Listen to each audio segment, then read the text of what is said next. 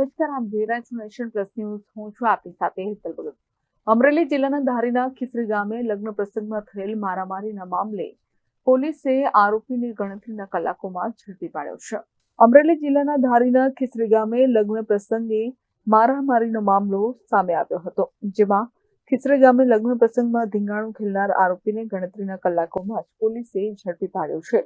ખીસરી ગામે લગ્ન પ્રસંગે જાનૈયા અને માંડવિયાઓ વચ્ચે સામાન્ય બાબતથી મારામારી થઈ હતી. આ મારામારીમાં 15 જેટલા લોકો ઇજાગ્રસ્ત થયા છે, જે અંગે ધારી પોલીસ આરોપીને વાહન સાથે ઝડપી પાડી કાર્યવાહી હાથ ધરી છે.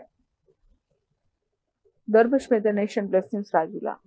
સમાચારોના સતત અપડેટ મેળવવા માટે અમારી નેશન પ્લસ ન્યૂઝની યુટ્યુબ ચેનલને સબસ્ક્રાઇબ કરો, બેલ આઇકન દબાવો અને જોડાયેલા રહો ફેસબુક, ઇન્સ્ટાગ્રામ અને ટ્વિટર પર.